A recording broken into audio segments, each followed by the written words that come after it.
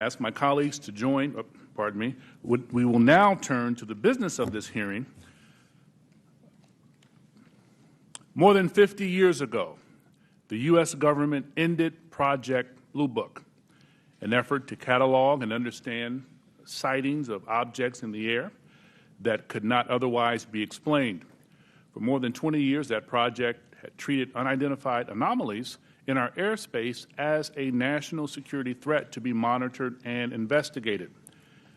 In 2017, we learned for the first time that the Department of Defense had quietly restarted a similar organization tracking what we now call unidentified aerial phenomena, or UAPs. Last year, Congress rewrote the charter for that organization, now called the Airborne Object Identification and Management Synchronization Group, or AIM-SOG. For short, today we will bring that organization out of the shadows. This hearing and oversight work has a simple idea at its core. Unidentified aerial phenomena are a potential national security threat, and they need to be treated that way. For too long, the stigma associated with UAPs has gotten in the way of good intelligence analysis. Pilots avoided reporting or were laughed at when they did. DoD officials relegated the issue to the back room or swept it under the rug entirely, fearful of a skeptical national security community. Today, we know better. UAPs are unexplained, it's true, but they are real. They need to be investigated, and many threats they pose need to be mitigated. Undersecretary Moultrie, Mr. Bray, thank you for coming today. First, we need you to update us on the status of AIM-SOG. The legislation creating it was passed in December. The deadline for implementation is fast approaching, but the group does not even have a named director. We need to know, sirs, the status of the organization and the obstacle to getting it up and running. Secondly, you have to convince the audience today, and most especially our military and civilian aviators, the culture has changed, that those who report UAPs will be treated as witnesses, not as kooks. Thirdly, you need to show us, Congress, and the American public whose imaginations you have captured. You are willing to follow the facts where they lead. You know, we fear sometimes that the DoD is focused more on emphasizing what it can explain, not investigating what it can't. I'm looking for you to assure us today that all conclusions are on the table. One final note, we are mindful today that AIM-SOG is not starting from scratch. This is the third version of this task force in DoD, and civil society groups like the Mutual UFO Network, Mr. Corbell and others have been collecting data on this issue for years. I hope you'll explain how you can leverage the knowledge and experience of our prior work on this matter to move the AIM-SOG along. The last time Congress had a hearing on UAPs was half a century ago. I hope that it does not take 50 more years for Congress to hold another, because transparency is desperately needed. I now turn to Ranking Member Crawford for comments he'd like to make. Thank you, Mr. Chairman. Honorable Moultrie and Mr. Bray, thank you for coming here today. We appreciate it to begin the open dialogue between Congress and the executive branch on this important topic. While this topic evokes creative imaginations of many, aside from all the hype and speculation, there are important underlying issues posed by UAPs. Despite the serious nature of this topic, I have to say I'm more interested in our understanding of Chinese and Russian hypersonic weapon development, or understanding why this administration was so slow to share actionable intelligence with the Ukrainians. However, inasmuch as this topic may help us better understand unknown activities of Russia and China, I am on board. The intelligence community has a serious duty to our taxpayers to prevent potential adversaries such as China and Russia from surprising us with unforeseen new technologies. As overseers of the intelligence community, this committee has an obligation to understand what you are doing to determine whether any UAPs are new technologies or not, and if they are, where are they coming from? In general, the IC spends much of its time and resources trying to understand what we call known unknowns. When it comes to foreign nations' weapons systems and sensors, known unknowns are those features that we don't fully understand yet. The challenge associated with UAP is that they are completely unknown and require a more expansive collection and analysis effort. The intelligence community must balance addressing known threats to our national security with preventing technical surprise. We must continue to follow the facts where they lead us and ensure that there are no technical surprises. The IC must take it seriously when there are credible observations of phenomena that seem to perform in ways that could pose a threat to safe flight operations, or that could be signs of a foreign adversary's attempt to develop a strategic technological surprise against the United States. It's also essential that our pilots and others feel they can report UAPs they observe without any stigma for doing so. This is the open, unclassified portion of our hearing. We'll have a closed, classified part later.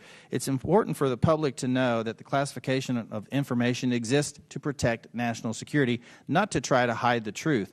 When we're trying to determine if any UAPs are new technologies being developed by foreign governments, we are inevitably going to run into classified information about what new systems and technologies we do know are in the works here or abroad. But where information does not risk national security, it should be shared with our allies and the public when feasible. I hope that we can have your assurance to this end today. It's my hope that the intelligence community will continue to try to determine the nature of UAPs we've observed and will keep Congress fully apprised of all developments. I look forward to this hearing and continued dialogue and oversight with the intelligence community on this topic. And with that, I yield back. The gentleman yields back, and now I will turn to our distinguished chairman, Adam Schiff, for any comments he wishes to make. Thank you, Chairman Carson, for holding this open hearing on unidentified aerial phenomenon and for your leadership on this issue. Holding a portion of our discussion today in open session is critical to the cause of transparency and openness, which was Congress's intent in authorizing and funding this new task force. The larger effort that is being undertaken to study and characterize UAP reports is an important step towards understanding these phenomenon, what we know and don't know. And I look forward to hearing more during both the open session and the closed setting about how DOD and the IC are undertaking that task. UAP reports have been around for decades, and yet we haven't had an orderly way for them to be reported without stigma and to be investigated.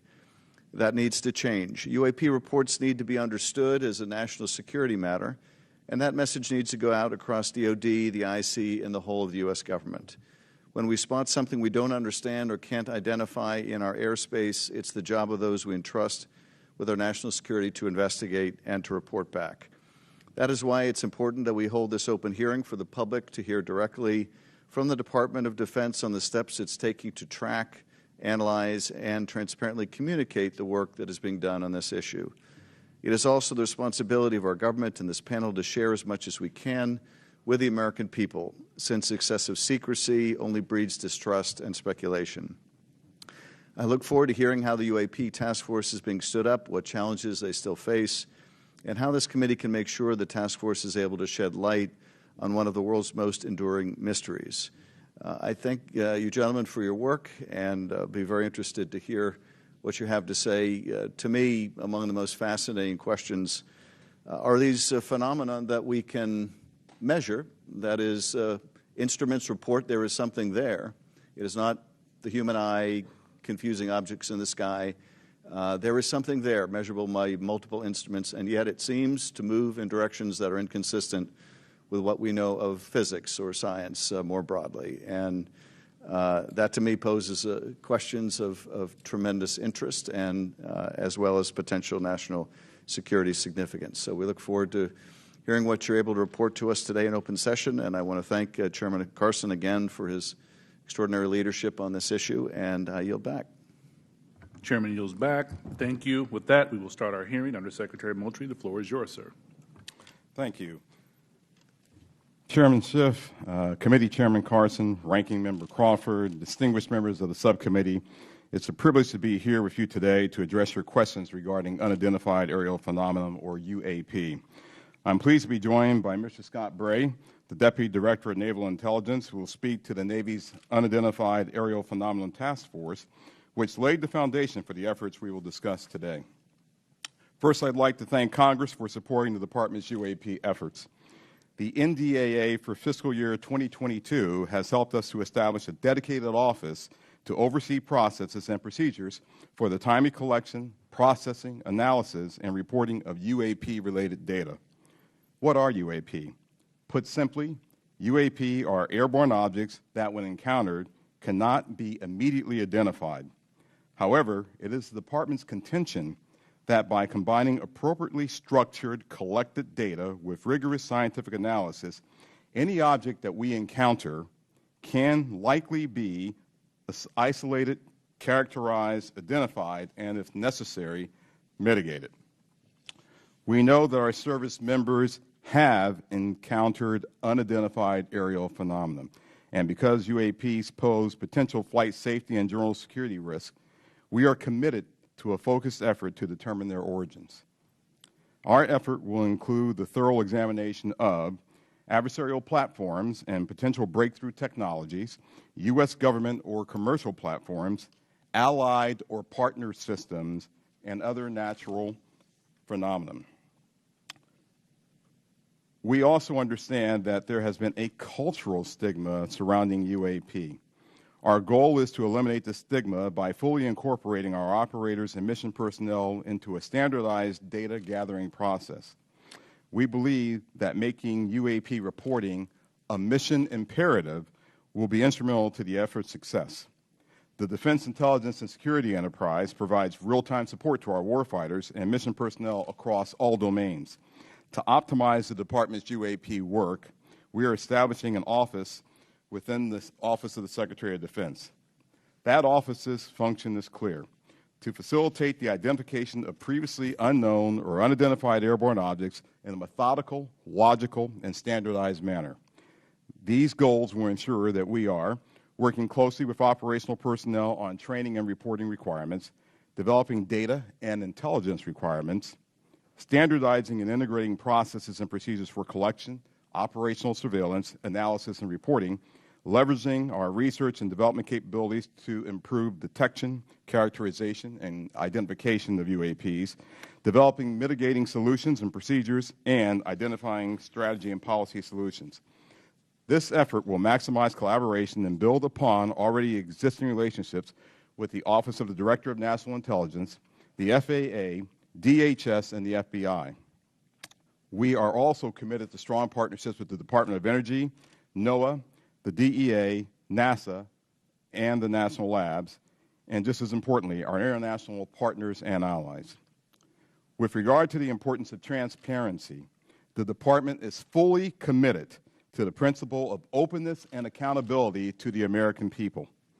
However, we are also mindful of our obligation to protect sensitive sources and methods. Our goal is to strike that delicate balance, one that enables us to maintain the public's trust while preserving those capabilities that are vital to the support of our service personnel. In closing, the Department is committed to this effort and welcomes the challenge.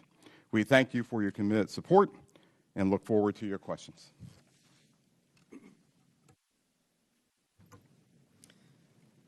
Chairman Schiff, Chairman Carson, Ranking Member Crawford, and committee members, thank you very much for the opportunity to be here today to highlight the ongoing work of the Department of Defense regarding unidentified aerial phenomena.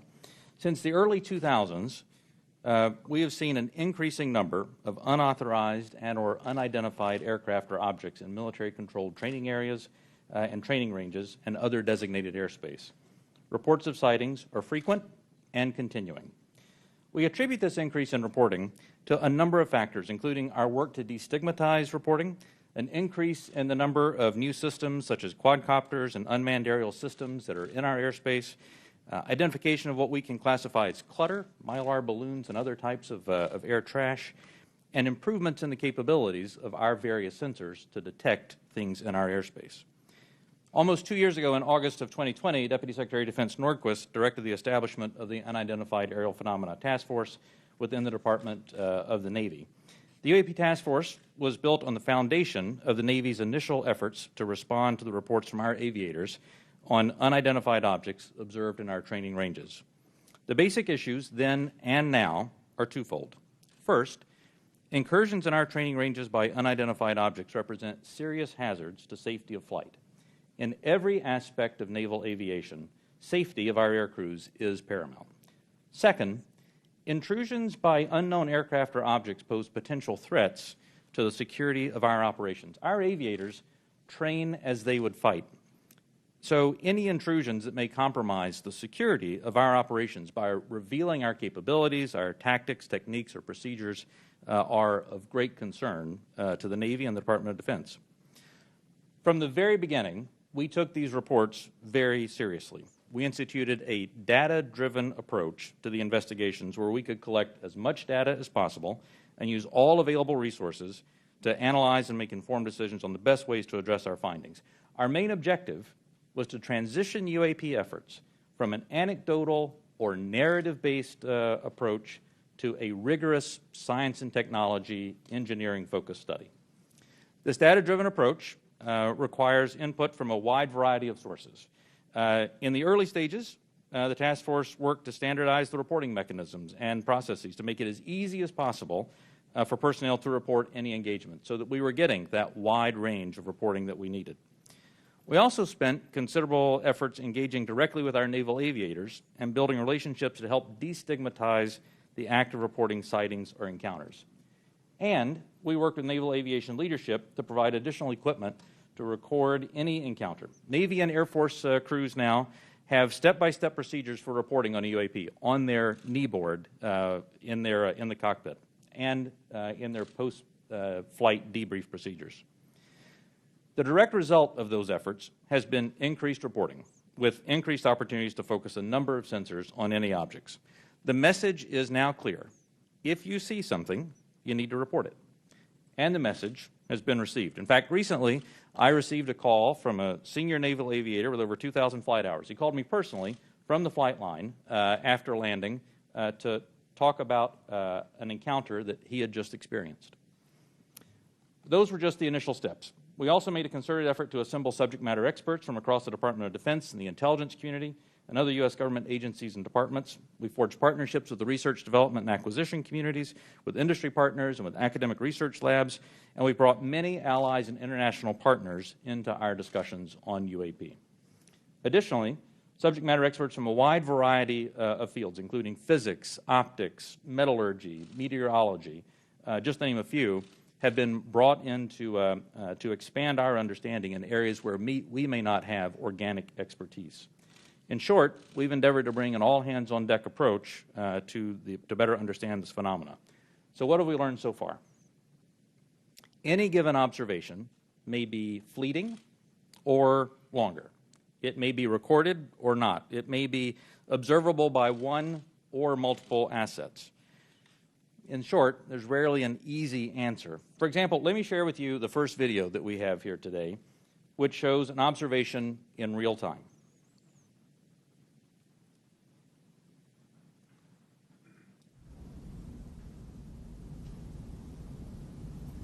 There it was. That's, in many cases, that's all that a report may include. And in many other cases, we have far less than this.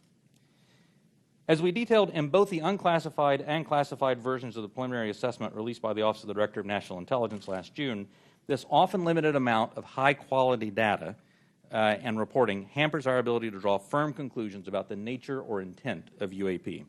As detailed in the ODNI report, if and when individual UAP incidents are resolved, they likely fall into one of 5 potential explanatory categories: airborne clutter, natural atmospheric phenomena, U.S. government or U.S. industry developmental programs, foreign adversary systems, or a other bin that allows for a holding bin of difficult cases and for the possibility of surprise and potential scientific discovery. We stand by those initial results. Since the release of that preliminary report, the UAP Task Force database has now grown to contain approximately 400 reports. The stigma has been reduced. We've also made progress in resolving the character of a limited number of UAP encounters. For example, let me show you a couple of another video and image taken years apart in different areas. In this video, U.S. Navy personnel recorded what appears to be triangles, some flashing, recorded several years ago, off the coast of the United States. This was recorded while the U.S. Navy ship observed a number of small unmanned aerial systems in the area. And importantly, the video was taken through night vision goggles with a single lens reflex camera. These remained unresolved for several years.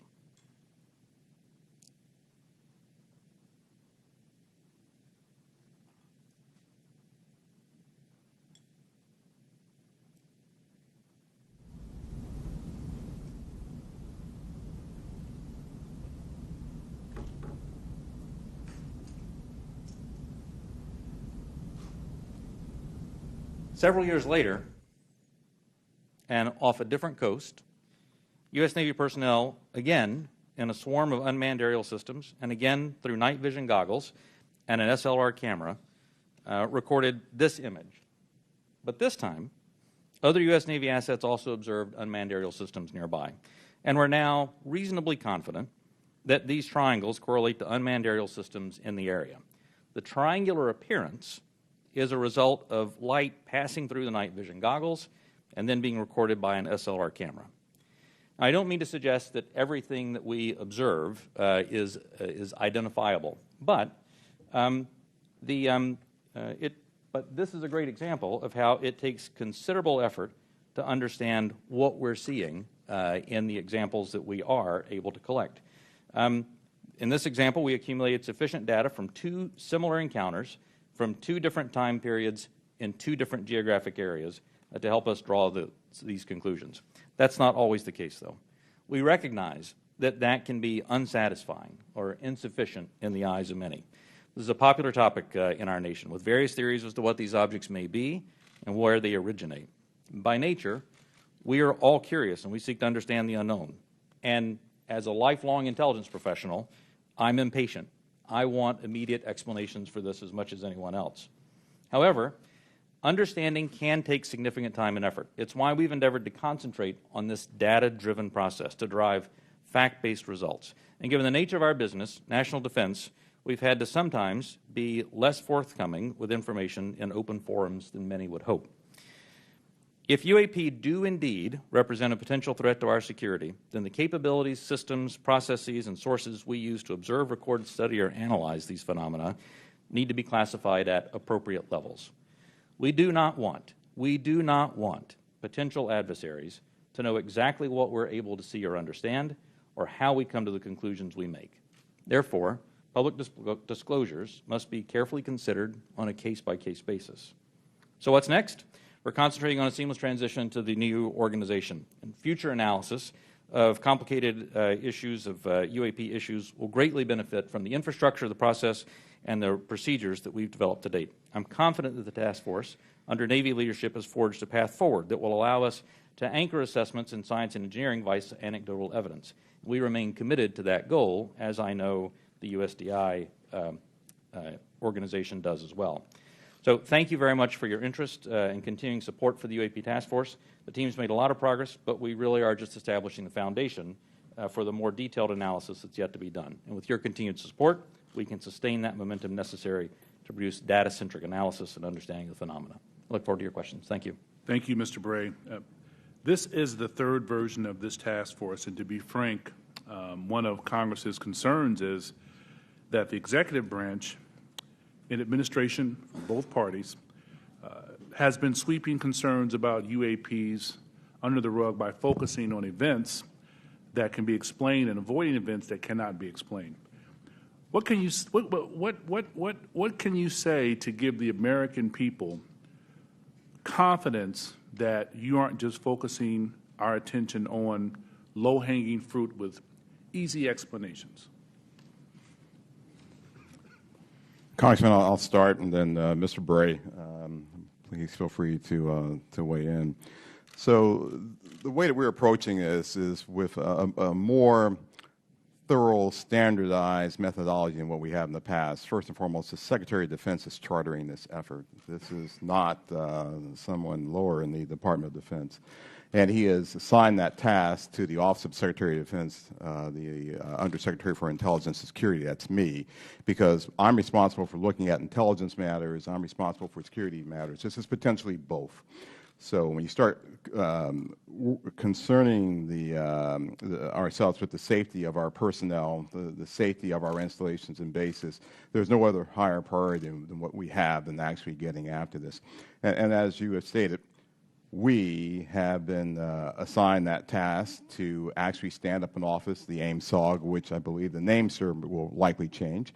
But we have moved forward in terms of moving to establish that office. We have, as of this week, picked a director for that effort, a very established and accomplished individual.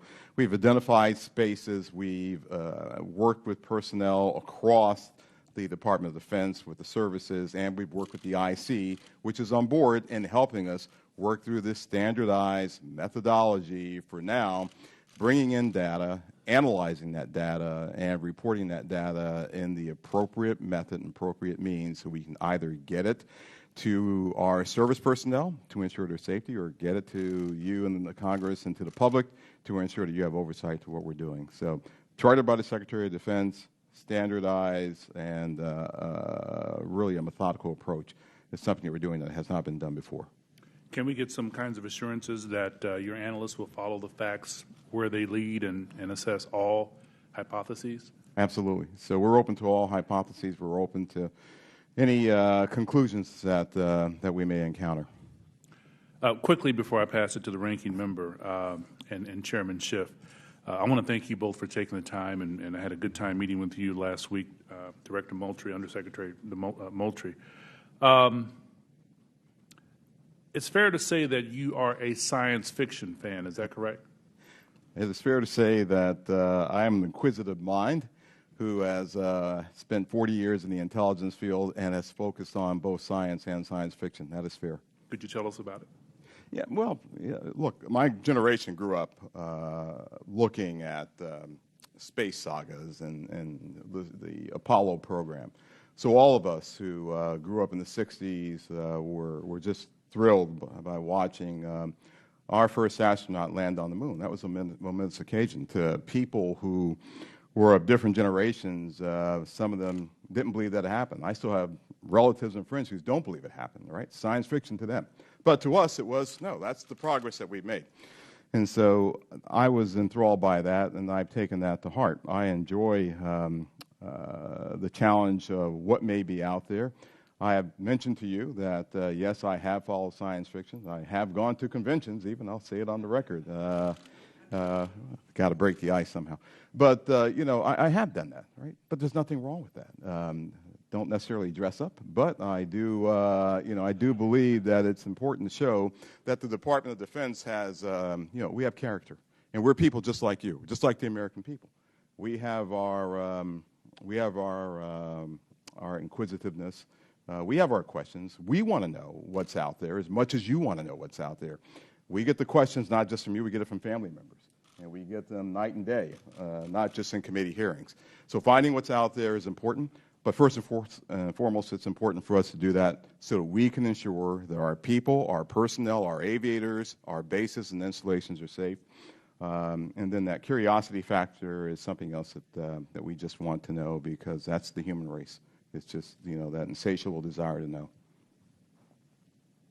Thank you, sir. Ranking Member Crawford. Mr. Moultrie, you said you don't necessarily dress up. That wasn't a real strong statement. Gentlemen, thank you for being here today. We appreciate it. And thank you, Mr. Moultrie, for breaking the ice the way you did. Appreciate that. The inability to understand objects in our sensitive operating areas is tantamount to an intelligence failure that we certainly want to avoid. This is not about finding alien spacecraft, but about delivering dominant intelligence across the tactical, operational, and strategic spectrum. So my question is, how can AIM-SOG lead to prevention of intelligence surprises? Sure, I'll start with that. So the goal of our effort is to integrate it into what we already do on a normal basis, which is look for the unknowns, Congressman, as you stated in your opening remarks, across all domains. So we've been doing this for decades. We've been looking at the space domain, looking at space objects, looking at space weather, looking at space phenomena. We've been looking at things in the air domain, and we, as you know, and I'll talk more about this in classified session, but we have a very concerted effort to understand adversarial platforms and adversarial developmental programs. And we do that also in the ground domain. And of course, we're very interested in what happens in the underwater or sea domain, if you will, subsurface domain. So if there are objects that our aviators or air crews are encountering in this air domain, and their sensors are discovering or detecting some of these objects, we want to just bring that in to the normal process that we have for identifying unknown unknowns. We want to make sure we have the intelligence requirements that allow us not only to look at that event from the time that it occurs forward, but maybe retrospectively we want to go back and see if we can get to the left of that event to say, was there some developmental program that we, to get to your technical surprise issue, sir, that we should have known about? And if so, how do we put that intelligence requirement in place to ensure that we are following an adversarial development or any other development that may be out there? So that's what we want to do in terms of normalizing this and bringing it into the normal process of how we identify unknown unknowns. So you mentioned fidelity, and I think it's important to talk about the relationship from the Navy as the lead agency on this. How do you interact with Space Force, Air Force to create that degree of fidelity? We're talking about sensors and so on, and I guess where I have some concerns that many of the images that we see commonly in this committee and even in open source, the resolution and the clarity that would allow a robust technical intelligence analysis is challenging. So is AIMSOC prepared to address the quality and quantity of data collected on UAP to advance intelligence collection? And do you have the adequate sensors you need to collect that high-quality data?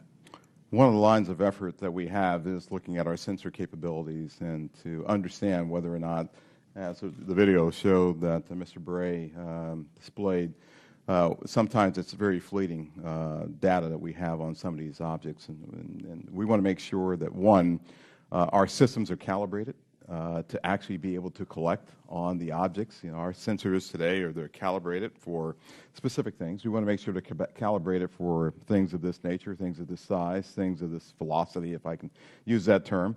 We want to make sure that once we have that data is stored in some standardized method that we can then extract and that we can feed into our system real time. So we do not want this to take some prolonged period of time for us to get that data. But our goal is absolutely to have that high fidelity information that we get from all sensors, and we want to be able to integrate that with what we may have off of ground-based sensors. So whatever we may have on a platform, whatever we may have on the ground, whatever we may have from other sensors that we may have in different domains, we want to be able to integrate that all and get this integrated picture as we would, as I said, with any other unidentified objects or things that we are tracking as a part of our normal intelligence responsibilities. Thank you. Last question, Mr. Bray, if you would. I'm a Navy pilot. I've encountered a UAP. Walk me through the reporting protocol once I see something that I think needs reported. The first thing that aviator would do after landing as a part of their normal debriefing is they would contact their intelligence officer. Their intelligence officer would then walk them through first filing data preservation to ensure that whatever sensor data may be on the aircraft, that we preserve that so that it's available for later analysis. Second, they would actually fill out a form that includes details like where they were operating, altitudes they were operating, speeds, what they observed, whatever sensor data they may have recorded from that. And then that report is filed. It goes two places. One, it goes through the operational chain of command so that operational units are aware of what's being observed, and also to the UAP task force so that they can take that data, database it, and quite often have individuals from the task force contact the aviator and ask them additional questions if there were things that weren't clear in the report. That then goes into a database where we begin to compare it with other observations that we have, again, comparing for locations, comparing for altitudes, speeds, shapes, if any RF emissions were detected from the platform, all of that so that we can try to reach some conclusions on that. Thank you. Yield back. Gentleman yields back. Chairman Schiff. Thank you, Mr. Chairman. Mr. Bray, can you rerun that first image that looked like it was outside of a plane window? And if you wouldn't mind going up to the screen and tell us what we're seeing. Not that you can necessarily tell us what we're seeing, but right. Explain what we should be looking at in that first image. Absolutely. And Alexi, what I'll ask is if you can stop it at a certain point.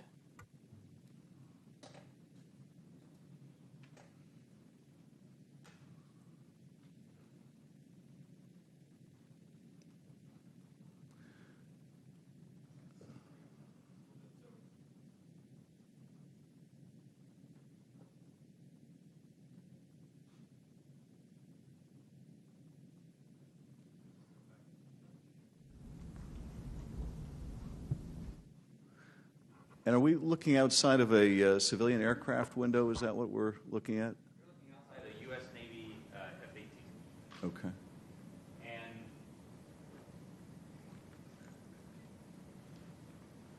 this is great. It shows how difficult the analysis is. Go just a little farther forward, Alexi.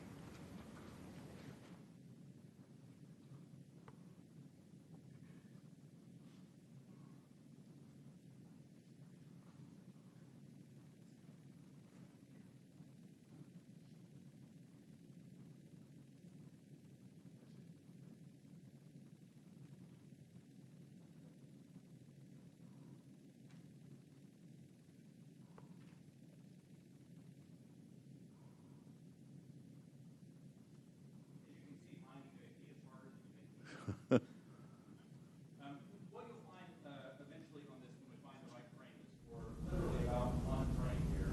It's a spherical object that passes right through here, passes right through there to the aircraft is moving pretty fast. Is that it right there? Can you point to the screen again what we're supposed to be looking at?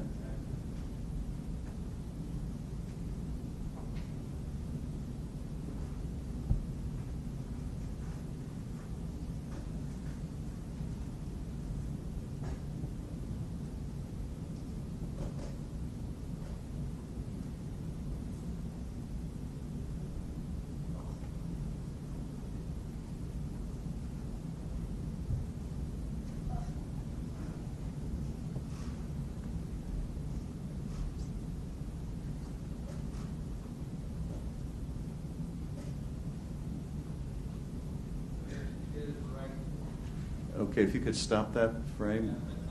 No, that's not the one.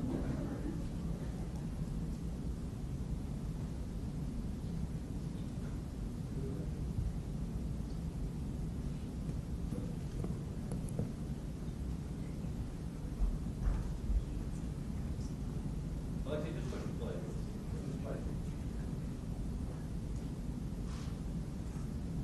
Here's what you'll see coming up right here is a airline. Now backwards. Spherical object right here, zooms by the window, right in this area right here. There we go. You can see that part right there again going by. I think we're having a hard time stopping it tonight, spot.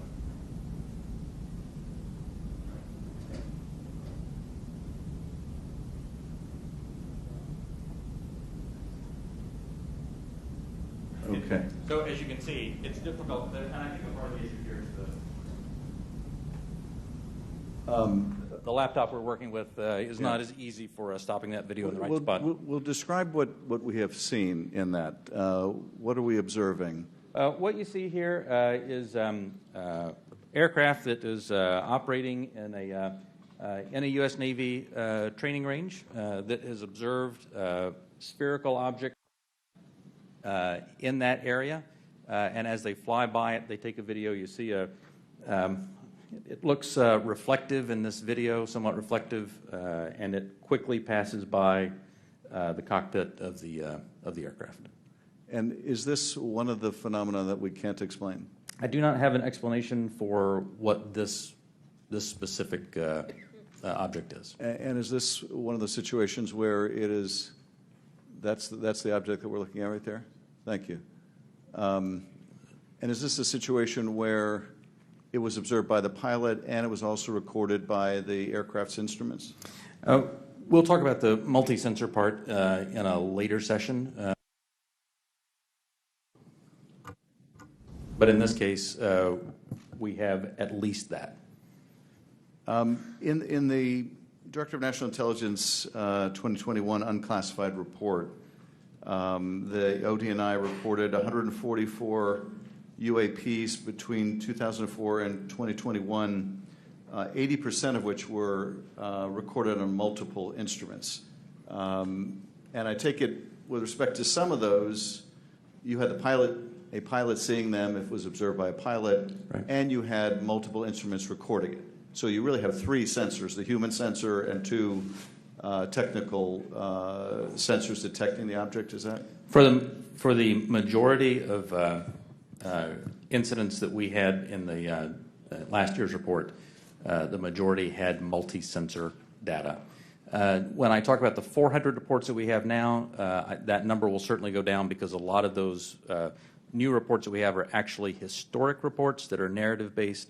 So that percentage will go down just as a factor of the fact that the destigmatization has resulted in more narrative reports. And that's the object we're looking at right there now, right? That's it right there. Okay.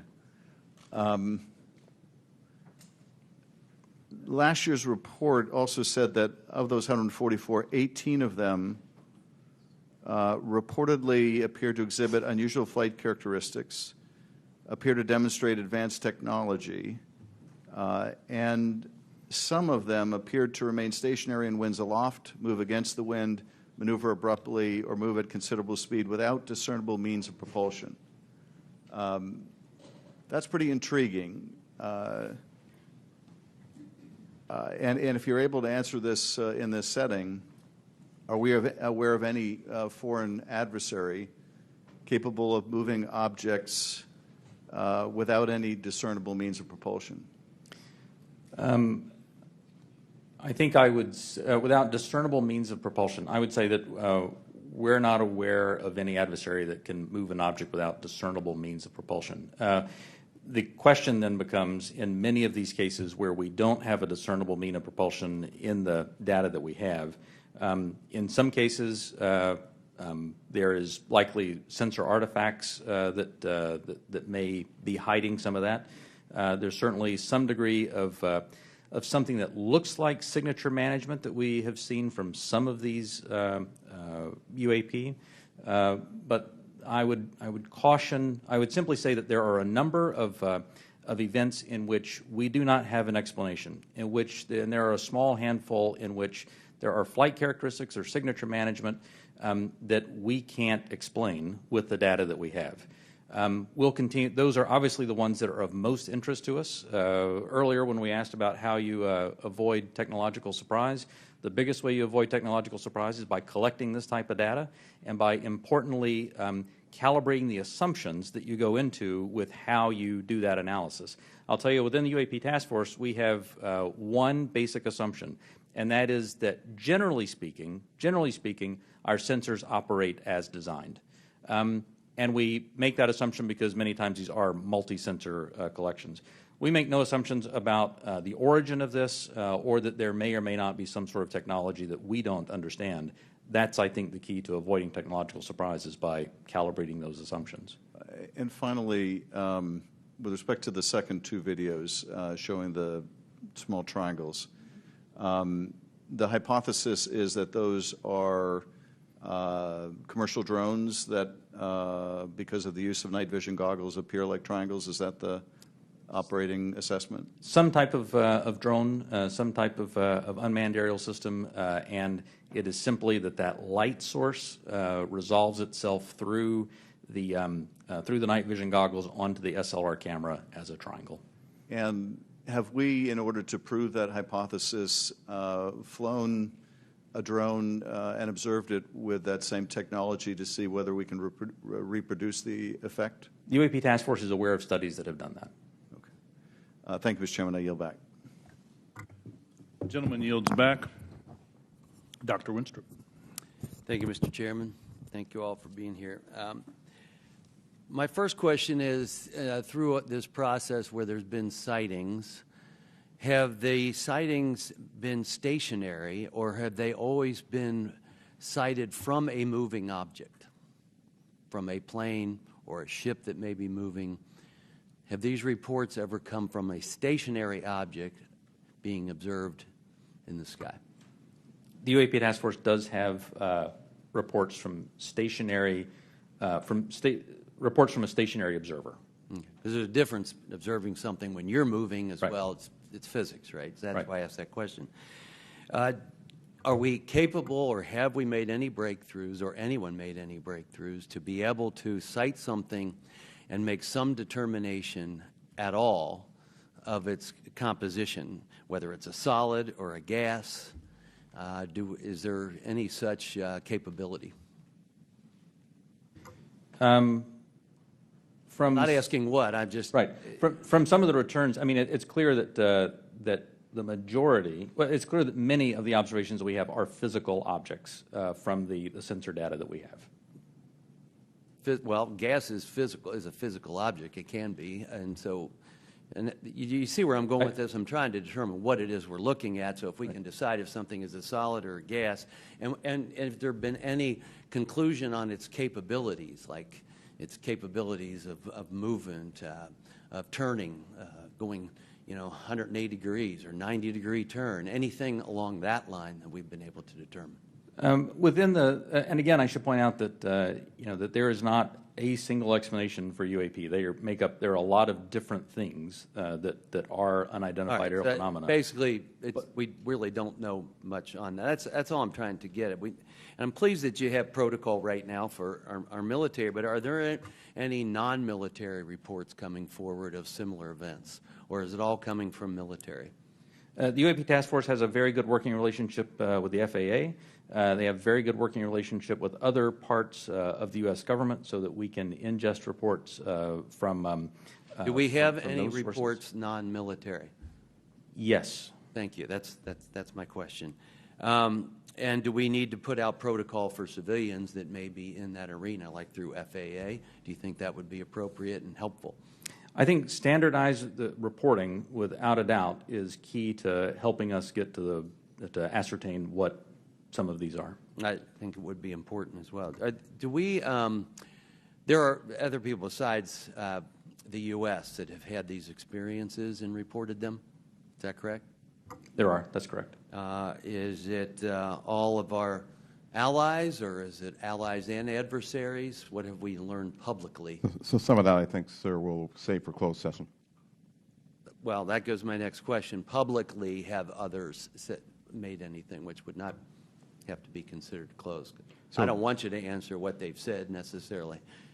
Allies have seen these. China has established its own version of a UAP task force, so clearly a number of countries have observations of things in the airspace that they can identify. And do we share data with some, with all? Are they sharing with us? We share data with some, and some share data with us. But not necessarily all that have publicly reported something? That's correct. Okay. And I think that's an important thing, and for the other session, actually, that we don't discuss that now. Because, obviously something like this can be a national security challenge for us, no doubt about it. If they're developed by an adversary through some breakthrough technology, they can be very disruptive to our military actions, or at least serve as a distraction. So my caution would be careful who we share our data with, and don't necessarily trust some of the data we may get from someone else. And with that, I yield back. Gentleman yields back. Mr. Himes. Thank you, Mr. Chairman. One of the objectives of this open hearing is to try to erode some of the stigma that attaches to, in particular, our military men and women reporting this. It's obviously really very serious because should one of our adversaries have developed a technology that we don't know about it, we need to know about it yesterday. And obviously, any sort of stigma that prevents our military from reporting this data as comprehensively as possible is a national security threat. So I really just have two questions in the service of that goal. The first is, the chairman asked that we run that video again. Most people, when they see a video, we're all used to seeing things from a car, seeing things from a sidewalk. Very few people have the experience of observing something through night vision goggles at Mach 1.5. So just talk for a minute about, if you would, whichever of you is most appropriate, how radically different observation is at high speed and 3-dimension than it is for most of us who walk around and drive cars. So the first thing I think that's important to note about this is there are lots of things when you are moving very fast and an object is between you and a stationary reference point like the ground, it gives a lot of different impressions about how quickly something is or isn't moving. And it actually means that it is a challenge, especially with narrative-based data, to get a lot of information on that. That's why the sensor data is so important, because things do happen very quickly, as you see there. And sometimes things that happen very quickly, something may be moving very slow. That aircraft is moving quite fast. How fast that object is moving that goes by is probably very slow. So I guess my point is that an observation, either a visual observation or a electronic observation, infrared or whatever, looks radically different than it does to most people. Even instruments are on gimbals and that sort of thing, so that creates a very unusual view to, again, those of us who are used to seeing things in 2 dimensions largely. And second question. I think, Mr. Bray, you said something that I want to unpack a little bit. A number of these UAPs, you said, we can't explain.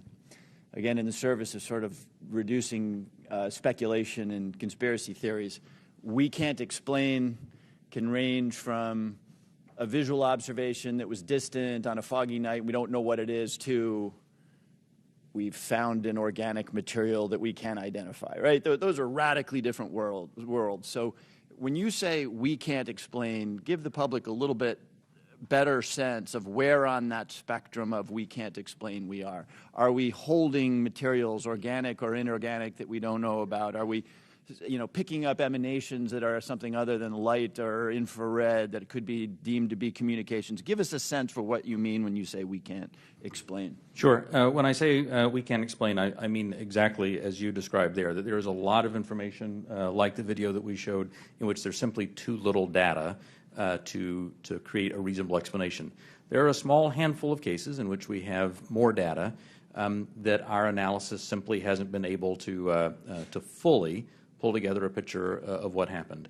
And those are the cases where we talk about where we see some indications of flight characteristics or signature management that are not what we had expected. When it comes to material that we have no material. We have detected no emanations within the UAP task force that would suggest it's anything non-terrestrial in origin. So there's, when I say unexplained, I mean everything from too little data to the data that we have doesn't point us towards an explanation, but we'll go wherever the data takes us. Again, we've made no assumptions about what this is or isn't. We're committed to understanding these, and so we'll go wherever that data takes us. Thank you. That's very helpful, and so I think it bears emphasis. When you say we can't explain, everything that you can't explain is in a bucket called data. Is that correct? And that would mean data collected by sensors, visual observations, everything that we can't explain, quote unquote, is in a bucket called data. Right. A narrative report from the early 2000s, if it just had a little bit of information on it, would be in our database and it would be unresolved. I would add to that it's insufficient data. I mean, that's one of the challenges we have. Insufficient data either on the event itself, the object itself, or insufficient data or plug-in with some other organization or agency that may have had something in that space at that time. So it's a data issue that we're facing in many of these instances, Congressman. Understood. Thank you very much. Yield back. Gentleman yields back. Mr. Gallagher. Thank you, Mr. Chairman. Thank you for allowing me to join this hearing. I really appreciate the witness's testimony. Mr. Moultrie, as the chairman mentioned, DoD had an initiative to study UFOs in the 1960s called Project Blue Book. It's also been well reported in our briefing and in other places that we have more recent projects, specifically ATIP. Could you describe any other initiatives that the DoD or DoD contractors have managed after Project Blue Book ended and prior to ATIP beginning? Did anything also predate Project Blue Book? So I can't speak to what may have predated Project Blue Book. I mean, of course, there's Roswell and all these other things that people have talked about over the years. I'm familiar with Blue Book. I'm familiar with ATIP. I haven't seen other documented studies that have been done by DoD in that regard. So you're not aware of anything in between Project Blue Book and ATIP? I'm not aware of anything that's official that was done in between those two. Hasn't been brought to my attention. Okay. Additionally, are you aware of any other DoD or DoD contract programs focused on UAPs from a technological engineering perspective? And by that I mean, are you aware of any technology initiatives focused on this topic other than initiatives focused on the individual case investigations? I am not aware of any contractual programs that are focused on anything related to this other than what we are doing in the Navy Task Force and what we are about to launch in terms of our effort. Same question for you, Mr. Bray. Same answer, not aware of anything outside what we are doing in the UAP Task Force. So just to confirm, you're not aware of any technology or engineering resources that have been focused on these efforts besides what we've mentioned today? Once again, I'll say no contractual or programmatic efforts that are involved. The reason why I qualify it that way, let me qualify it that way. I can't speak to what people may be looking at in the department. Somebody says, I'm looking at something that may be unidentified, and I can't speak to that. I speak to official programs that we have on the record.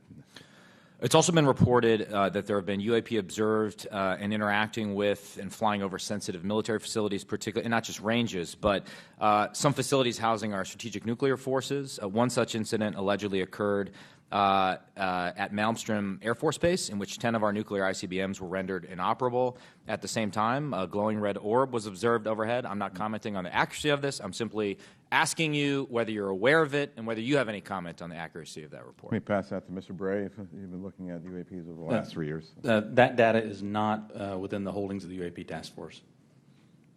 Okay, but are you aware of the report, or that the data exists somewhere? I have heard stories. I have not seen the official data on that. So you've just seen informal stories, no official assessment that you've done or exists within DoD that you're aware of regarding the Malmstrom incident? All I can speak to is what's within my cognizance of the UAP Task Force, and we have not looked at that incident. Well, I would say, it's a pretty high-profile incident. I don't claim to be an expert on this, but that's out there in the ether.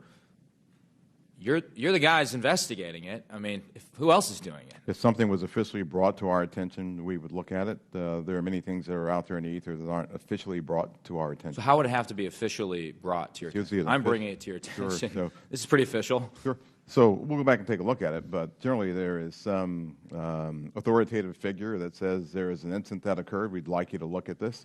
But in terms of just tracking what may be in the media that says that something occurred at this time, at this place, there are probably a lot of leads that we would have to follow up on. I don't think we are resourced to do that right now. Well, I don't claim to be an authoritative figure, but for what it's worth, I would like you to look into it. And sure. If for no other reason, you could dismiss it and say this is not worth wasting resources on. Will do. And then finally, are you aware of a document that appeared around 2019, sometimes called the Admiral Wilson Memo or EW Notes Memo? I am not. You're not. Are you tracking? I'm not personally aware of that. Okay. This is a document in which, again, I'm not commenting on the veracity. I was hoping you would help me with that, in which a former head of DIA claims to have had a conversation with the Dr. Eric Wilson and claims to have sort of been made aware of certain contractors or DoD programs that he tried to get fuller access to and was denied access to. So you're not aware of that? I'm not aware, Congressman. In my 10 seconds remaining, then, I guess I just would ask, Mr. Chairman, unanimous consent to enter that memo into the record. Without objection. Thank you, Mr. Chairman. Appreciate it. Mr. Krishnamurthy. Thank you, Mr. Chair, and thank you to both of you for appearing today and for your public service. First question is, there have been no collisions between any U.S. assets in one of these UAPs, correct? We have not had a collision. We've had at least 11 near misses, though. And maybe we'll talk about those 11 near misses or any place where there's close proximity. I assume, or tell me if I'm wrong, there's been no attempt, there's no communications or any kind of communication signals that emanate from those objects that we've detected, correct? That's correct. And have we attempted to communicate with those objects? No. So we don't even put out a alert saying, U.S. Identify yourself you are, within our flight path or something like that. We haven't said anything like that? We've not put anything out like that. Generally speaking, for example, in the video that we showed earlier, it appears to be something that is, unmanned, appears to be something that may or may not be in controlled flight, and so we've not attempted any communication with that. Okay, so, and I assume we've never discharged any armaments against a UAP, correct? That's correct.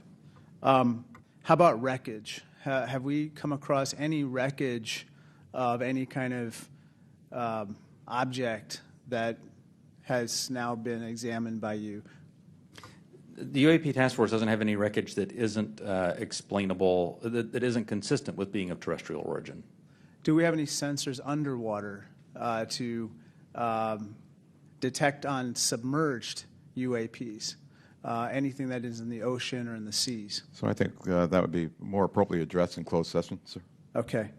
I think one of the biggest questions that I have is, we say with a lot of probability, we say they, quote unquote, probably do represent physical objects, close quote. When we say probably, is that because we cannot conclusively say that they are physical objects? In the task force report, when I say probably represent physical objects, most of them represent physical objects. There could be some that are more of a meteorological phenomena, something like that, that may not be a physical object in the sense that most people think of something you could go up and touch. But the ones where you say most of them represent physical objects, can you say that they are definitely, like with 100% certainty, that they are physical objects? I can say with certainty that a number of these are physical objects. Okay, so we can't rule out that some of them may not be physical objects. So, some certainly could be a sensor anomaly or something like that. Some could be. Now, how about with regard to UAPs?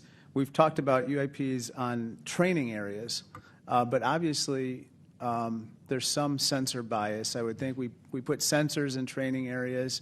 How about with regard to non-training areas?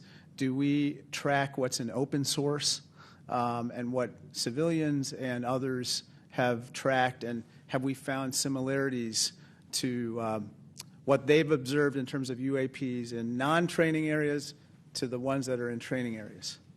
The UAP task force has worked very hard to make sure the data set that we're working with is a data set that we have very good control over that data. So we have some partnerships with FAA so that we get some of that, so we get that reporting in.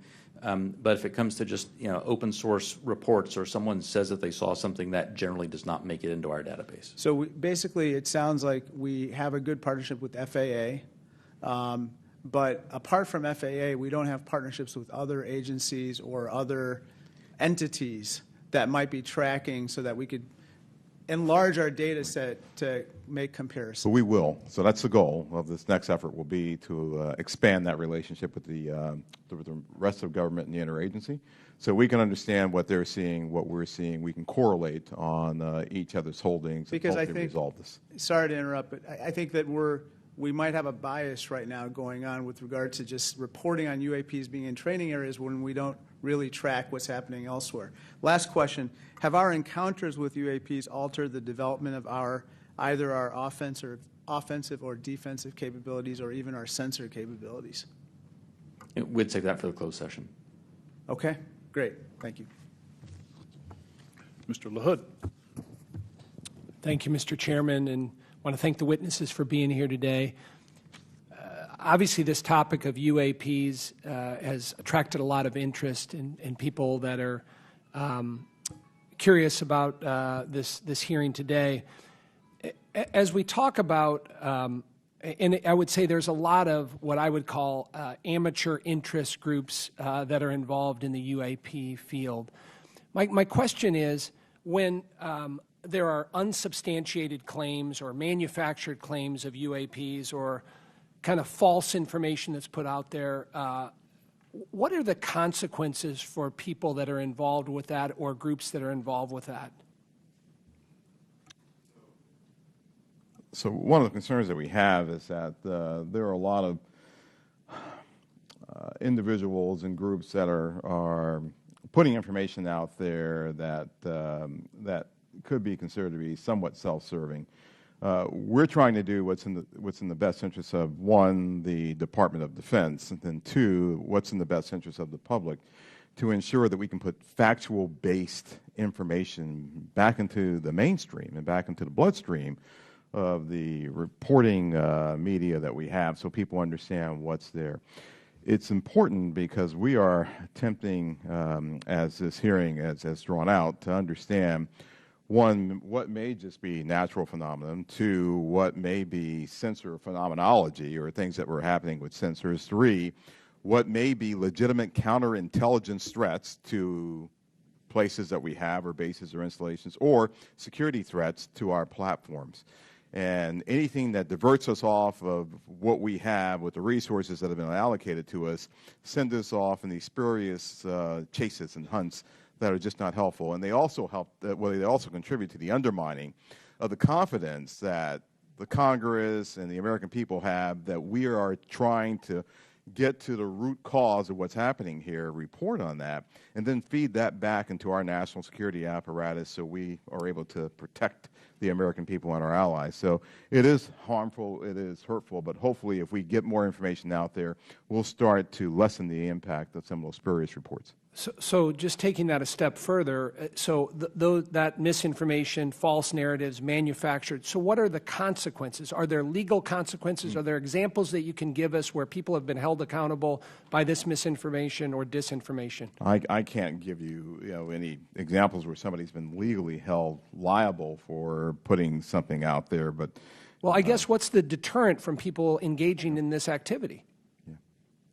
I don't know. I don't have that answer. That's something that welcome the dialogue with Congress to talk about that with the members who help legislate those laws to say what should be the legal ramifications that we could use to potentially hold individuals accountable, whether it be citizens or information that might be injected into our media by other forces or other countries, if you will. And in terms of DOD's review and analysis in this field, I mean, is there a standard in place when it comes to UAPs? I mean, is there any guidance you look to that's codified in law or otherwise within DOD that kind of sets out the standards for UAPs and what to look for? I think that's part of what the group that we're standing up now will be chartered to do. We're actually, from my organization, we'll be looking at policy and standards that we have to come to you and work with you to actually put in place and promulgate across our government. Thank you. I yield back. Gentleman yields back. Mr. Welch. Thank you. I'm going to follow on the line of questions from Mr. LaHood. Gentlemen, what seems incredibly difficult for you is that there's two almost competing but different narratives. One is no one knows whether there's extraterrestrial life. It's a big universe, and it would be pretty presumptuous to have a hard and fast conclusion. And then if there is, it's not beyond the realm of possibility that there is some exploration coming here. And that underlies a lot of the reports you get. I think Mr. LaHood was asking about that. People think there must be extraterrestrial life, and it's not at all beyond the pale that there would be a visit here. On the other hand, as the DOD, you have the responsibility to make sure that our national security is protected, and that if there are surveillance drones or active drones that can disable our systems, that has to be analyzed, has to be stopped. So how do you divide how do you separate your responsibilities where you get all these reports from folks who maybe in good faith, maybe not, believe that you should be investigating every possible report of a extraterrestrial incident? I'll start with you, Mr. Moultrie. Sure, indeed, Congressman, and thank you for the question. It's important that we, as a part of this effort, really build out the relationship that we have with others, including NASA, and for the reasons that you just pointed out. So there are elements in our government that are engaged in looking for life in other places, and they have been doing that for decades. Right? They've been searching for extraterrestrial life. There are astrobiologists who have been doing this too. We're a part of that same government, and so our goal is not to potentially cover up something if we were to find something. It's to understand what may be out there, examine what it may mean for us, if there are any, from a defense perspective, any national security implications or ramifications, but then to work with organizations as appropriate, if it's a weather phenomenology with NOAA, if it's a potential for extraterrestrial life or an indication of extraterrestrial life, with someone like NASA. So the transparency actually is very important. Completely. For public consumption. Completely. But we're going to have a classified briefing, and without going into the details of what kinds of secrets that we can't share here, what is it? What are we protecting? I don't know if you can answer this question in this open forum, but in fact, your perception of what it is we have to, quote, protect. So I think right now what's really important for us to protect is how we know certain things. So there are a lot of things that we know, whether it be about the thinking of other leaders around the world, the weapon systems that are being developed, or how we detect things that may be threats to us. Many of those things are the result of some of our most sensitive sources and methods, and we'll use those things not just for this effort, but those same sources and methods are used to help protect us from adversaries and from others who might mean to do us harm. There aren't separate UAP sensors. There's not a separate UAP processing computer. There's not a separate UAP dissemination chain or whatever. So it's the same process. It's just the same system that we have that helps us do all that. We need to protect that because this is something that we're looking at, but we're sure there are going to be other things that we'll look at in the future that will need those same sensors, we'll need those same sources and methods to help us do. So we're protecting the fact of that this nation has developed capabilities that enable us to know what may be threats to us and to counter those threats before they become something of a national issue. Thank you very much. I want to thank both you, Mr. Bray, and you, Mr. Moultrie, for your appearance today. I yield back. Gentleman yields back. Gentlemen, beyond videos, is there a range of other information that the executive branch has that would be valuable to the American people while protecting sources and methods, obviously? The details of individual encounters, including the time, place, and details of an encounter. And does the AIMSOG have a clear and repeatable process for considering public release as part of the process? Chairman Carson, and do you commit to building that process if it's not in place? The UAP Task Force, the security classification guide that the UAP Task Force has been operating under that I approved really was meant to protect those sources and methods and meant to protect any knowledge that an adversary intelligence entity may gain from understanding what we're tracking, how we track it, or when we're tracking it, or if we're not.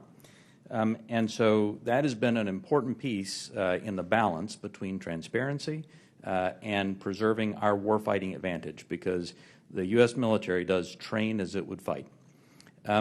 What I will commit to is, at least for that material that's under my authority as the Deputy Director of Naval Intelligence, for information that we have when it does not involve sources and methods, and when we can, with a reasonable degree of confidence, determine that it does not pose a foreign intelligence or national security threat, and it's within my authority to do so, I commit to declassifying that. So I believe very much in the transparency of this, and we work very hard to balance that with our national security needs. And I'll just add, Congressman, just over the last 3-4 months, I think that the intelligence community and the national defense apparatus have disclosed more information on various events than it has in probably the previous 10 years.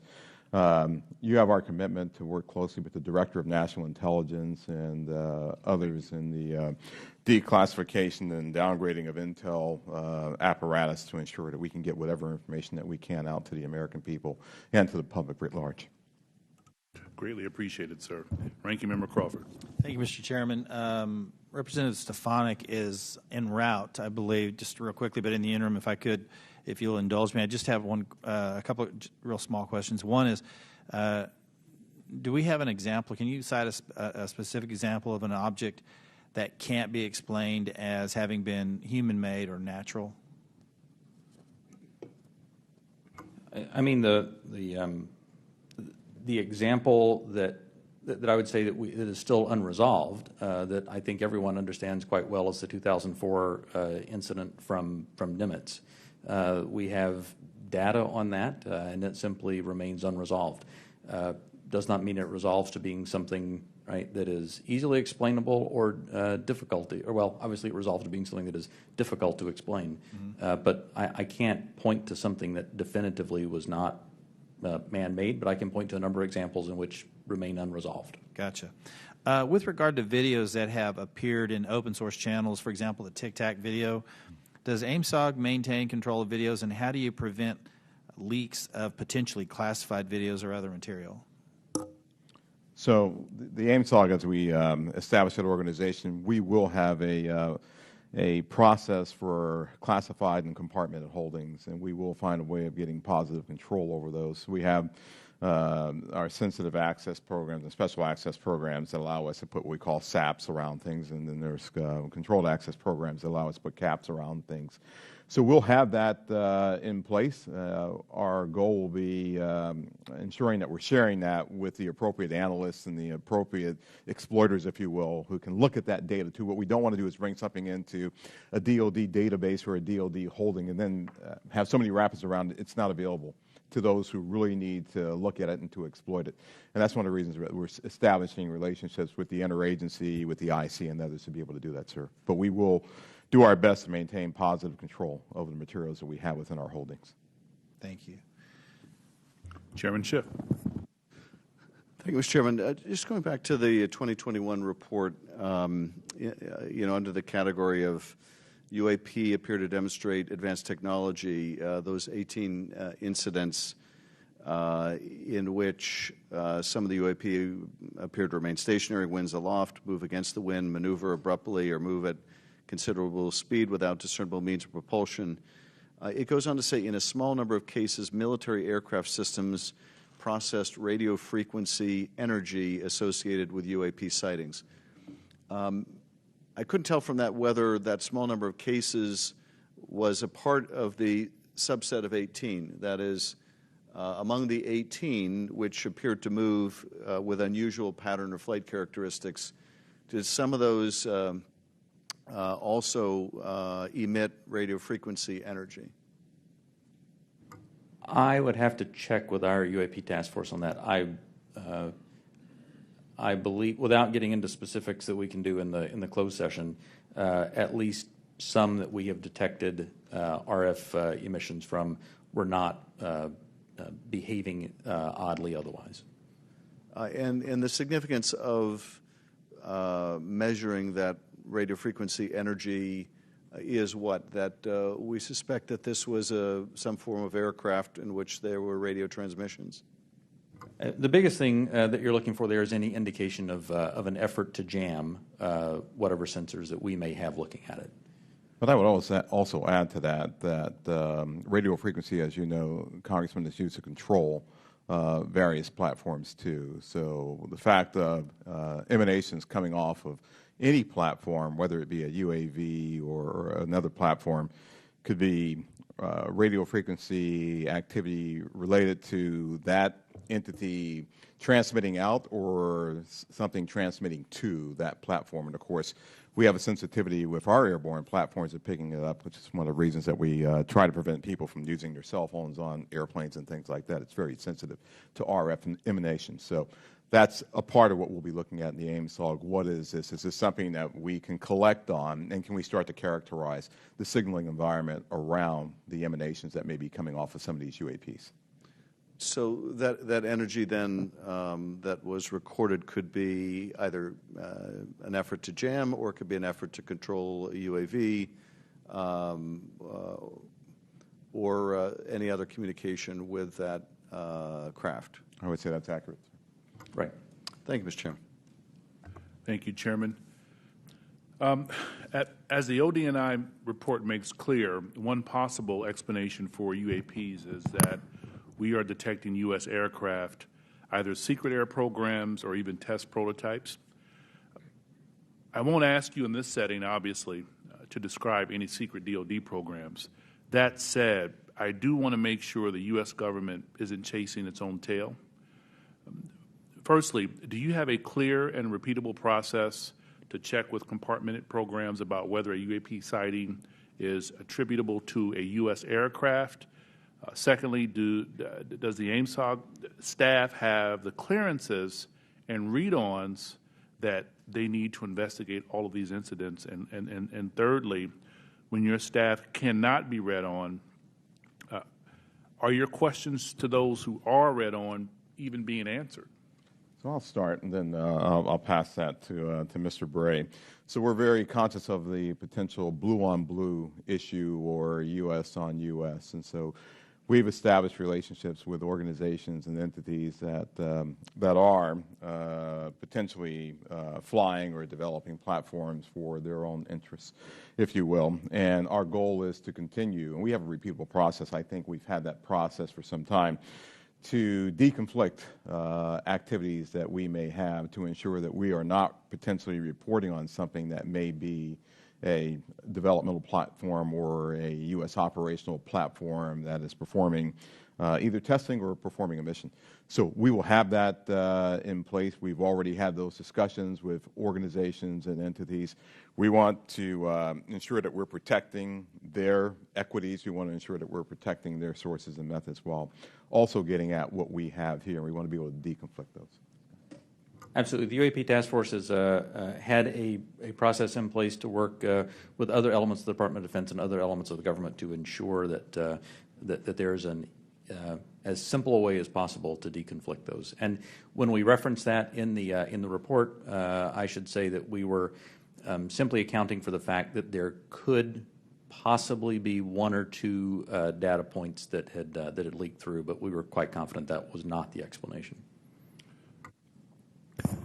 How are you all liaisoning with Space Command? Specifically, how are you partnering with the parts of the U.S. Space Command responsible for space domain awareness?